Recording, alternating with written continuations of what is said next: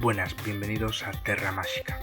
En esta ocasión os hablaré del supuesto curandero de Bujaraloz, que luego veremos hasta qué punto curó a alguien, quizá no curó a nadie.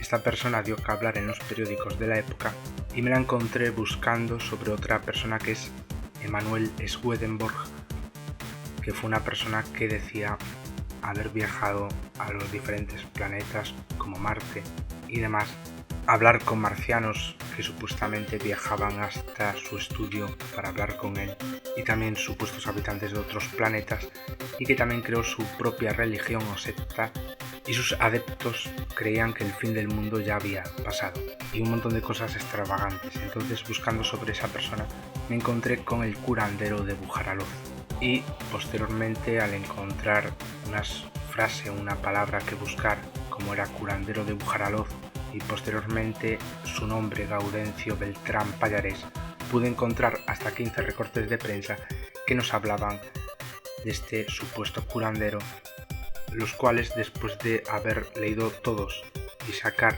lo más importante que nos cuenta cada uno, os podéis hacer una idea de quién era realmente, qué recetas utilizaba para sus clientes. He de reconocer que es curioso, ya que seguramente hoy en día algo así no pasaría, por lo menos no con esas recetas, ¿no? Sí, seguramente seguirá existiendo gente que dice curar, pero creo que esas recetas son hoy en día menos utilizadas, ¿no? Pero bueno, empiezo. La primera noticia que encontré en la prensa histórica fue en el periódico El Sol, el 15 de junio de 1926, en la página 3. Titulaba la noticia así: Milagrerías, un peón caminero que cura incurables. El día 14 en Zaragoza, el Heraldo de Aragón publicaba una información de su redactor de Marcial Bug acerca del peón caminero de Bujaraloz, Gaudencio Beltrán Pallarés, cuya fama se extendía rápidamente por Aragón y las comarcas cercanas.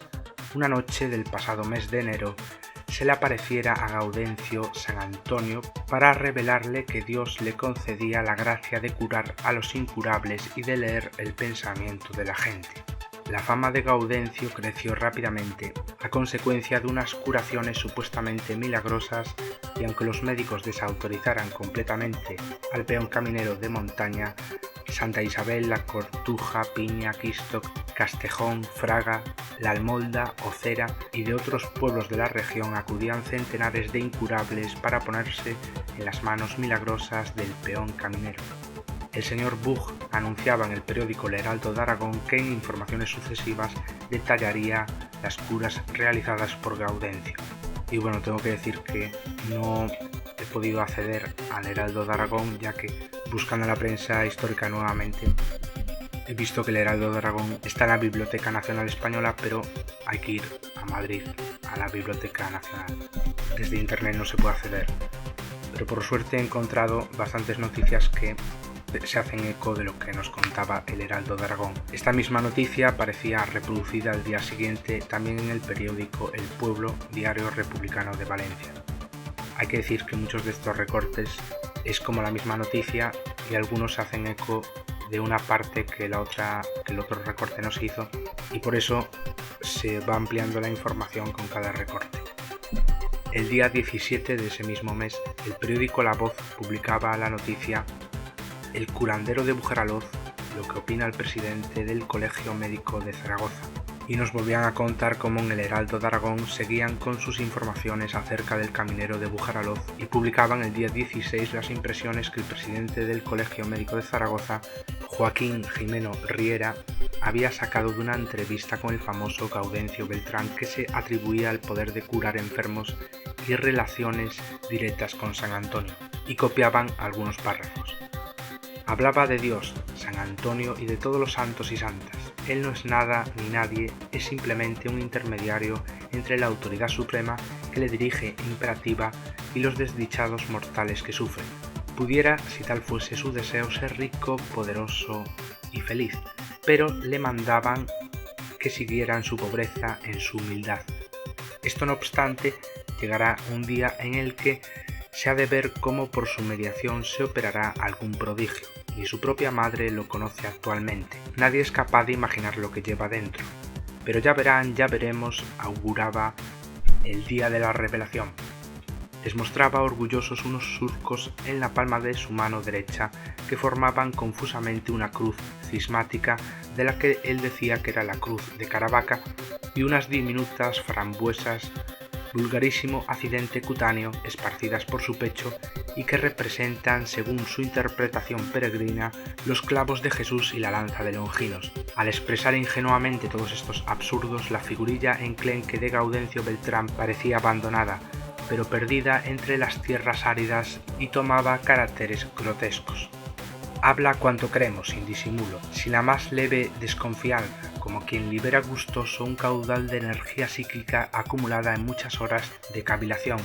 Yo le escucho perplejo, y no porque no tenga costumbre de oír disparates, que la tengo, como usted sabe, y ya va siendo vieja, sino porque después de conversar con el caminero de Bujaralov, no me explico cómo este pobrecillo ha podido conmover a la opinión, inspirando confianza bastante para que algunos enfermos le consulten.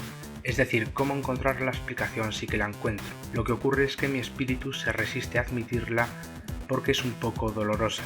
Las curaciones de parálisis admitía que en ciertos casos podían ser producidas por sugestión, independientemente de todo poder sobrenatural se están produciendo a diario. También contaba el caso reciente de un jovencito que pertenecía a una familia conocida de Zaragoza, el cual estuviera varios meses paralítico de ambas piernas y hoy andaba perfectamente, aunque señalaba que las parálisis verdaderas, las que los médicos llaman de causa orgánica, aseguraba que no las curaría el caminero de Bujaralov. Si esto sucediera, admitiría que Gaudencio era algo sobrehumano. Creía que el curandero era completamente inofensivo. Decía, yo no me metería con él, ni aconsejaría a las autoridades que lo hiciesen. Procuraría su traslado simplemente, y eso no por él mismo, sino por el publiquito. Al día siguiente, en el Heraldo de Madrid, publicaban esta ilustración del presidente del Colegio Médico de Zaragoza, Dr. Jimeno Riera, que aparecía en la ilustración conversando con el ya popular caminero de Bujaralov. En el grabado, el curandero Gaudencio está mostrando al Dr. Jimeno las supuestas huellas que dejó en su mano San Antonio. El mismo día, el periódico El Imparcial añadía a lo ya mencionado que Gaudencio Beltrán presentaba signos que eran muy expresivos desde el punto de vista médico-psicológico. Su sinceridad y buena fe indudable, que aparece como algo que le sale muy de adentro, su firme creencia en las alucinaciones visuales y auditivas que ha sufrido y sufre y a las que concede todo el valor de una realidad palpada, su lógica rectilínea, su énfasis, lo suave, dulce, confiado y al mismo tiempo autoritario de sus confidencias, esa seguridad en la propia persona y en los poderes sobrenaturales de los que se cree investido, esa su idea dominante que escapa a la autocrítica, presentándole ante sí mismo como un ser superior, su desinterés, todas esas cosas y otras muchas que en el caminero de Bujaralov se observan hacen pensar al alienista en un caso de paranoia alucinatoria mística, afección bien estudiada por la psicopatología y que cuando se desarrolla en sus modalidades puras y en sujetos inteligentes adquiere un extraordinario interés médico y social. Estos enfermos poseen con frecuencia un fuerte poder sugestivo que les permite conseguir adeptos. Son los iluminados, los reformadores, los profetas, figuras que culminan en la historia de la psiquiatría. Así es Swedenborg, José Smith, Guillermo Menot, Evan Roberts, el tristemente célebre Rasputín, monje ruso de nuestro tiempo, etc. Todos estos, claro está, de mucha mayor estatura intelectual que el caminero de Bujaralov, aunque este no es tonto ni mucho menos. Cuando le preguntaban por sus enfermos, el caminero contestaba que eran muchos, tantos que ignoraba su número, y que todos estaban en cura. Insistieron, pero no les dijo un solo caso de recuperación de la salud.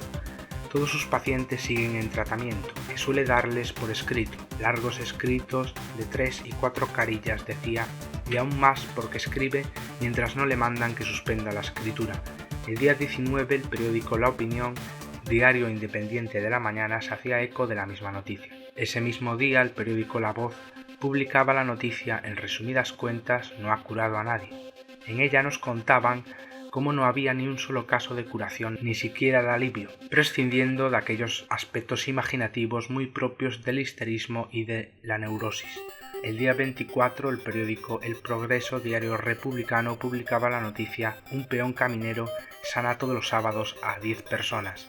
Nos contaban que Gaudencio, de 41 años, por medio de oraciones, manteca de cerdo y miradas a los ojos, curaba todos los sábados a 10 personas enfermas de las muchas que le iban a ver de los pueblos comarcanos.